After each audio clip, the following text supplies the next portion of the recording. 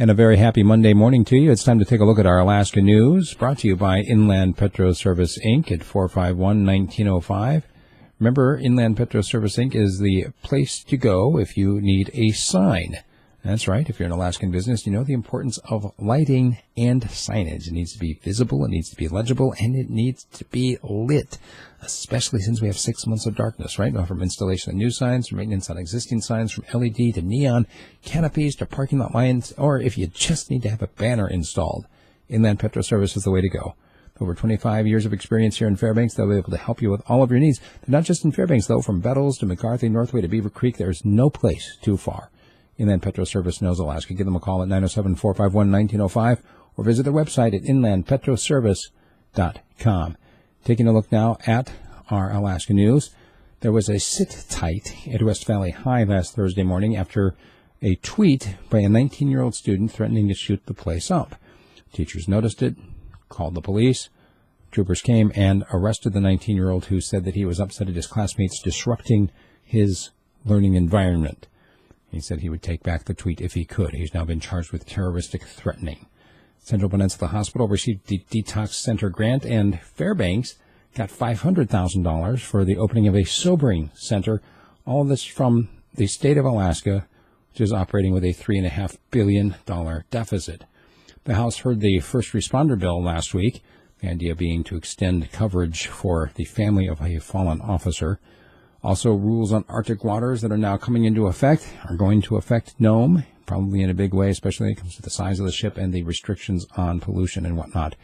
There's an Anchorage investor by the name of Bob Gillum. Maybe you've heard that name before. He is personally trying to torpedo the idea of a state income tax, obviously because it will affect him in a big way. Forbes lists him as one of the richest people in the state.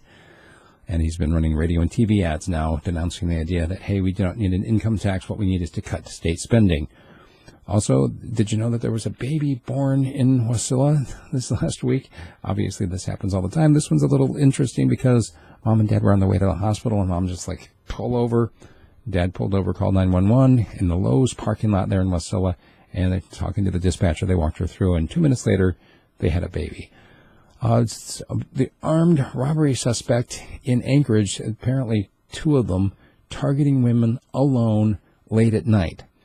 3 robberies in the space of just a few hours on one evening. The Anchorage police sent out a warning, of course, anybody who lives in Anchorage. This is a trend. It's not just women. The military is likely to increase their Arctic presence, but they still need to work through the details, especially since the current plan of action is kind of on hold as the transition between administrations. Also, did you know that the Anchorage School District has hired a lobbyist to the tune of $10,000 a month? There was a follow-up to the Women's March, the organizers wanting to organize an ongoing opposition. And in case you didn't hear about it, the Matanuska Maid bottling facility, where they used to put milk in bottles, is now going to be putting beer in bottles. It is going to become a brewery, which I'm always good for. I don't know if you can see my shirt. It says, "This guy needs a beer." That's right. And I'm always happy to see another brewery coming online. So there you have it. That's what we got for our Alaska News today. You like what I'm doing? Please support me on Patreon or through buying a direct subscription at radiofreespeech.com. And above all, send a link to your friends.